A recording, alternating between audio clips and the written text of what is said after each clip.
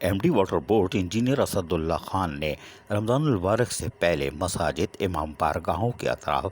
Sewerage system کو monitor کرنے کے لیے جہاں ہدایتیں جاری کی تھیں، وہیں chief engineer Aftab Chandio, S C west Awais Malik اور ایکسین اورنگی ٹاؤن کی ہدایت پر اورنگی ٹاؤن کے مختلف علاقوں میں مساجدوں کو اور امام بارگاہوں کے ساتھ سیوریج سسٹم کی درستی کے لیے کاموں کو تیز کیا گیا تھا اور آج اس کو رمضان المبارک چاند رات سے پہلے تقریباً مکمل کر لیا گیا ہے۔ AEE جاوید اقبال جہاں کاموں کی نگرانی کرتے رہے،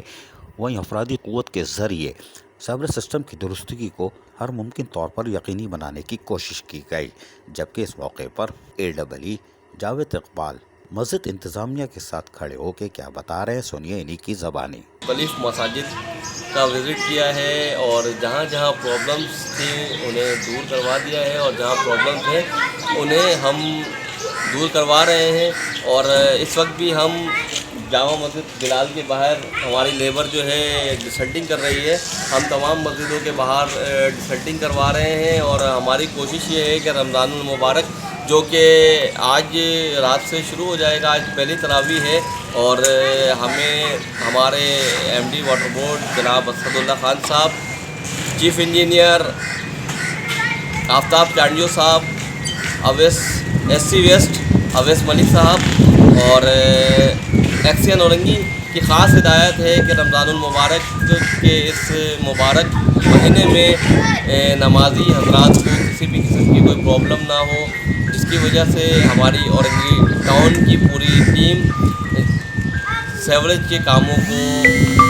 دیکھ رہی ہے، اور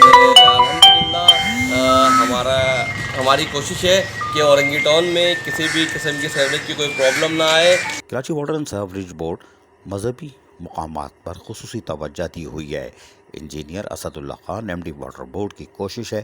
کہ مساجد، امام بارگاہوں کو ہر حالت میں کلیئر رکھا جائے تاکہ لوگ رمضان المبارک میں مساجد، امام بارگاہوں کا رخ کریں تو ان کو صاف ستھرا ماحول میسر آ سکے۔ عزیز عارف، KBS بلدیاتی نیوز، کراچی۔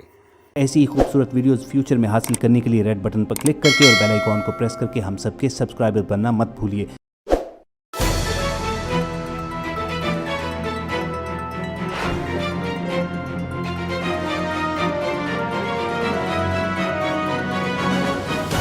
KBS بلدیاتی نیوز۔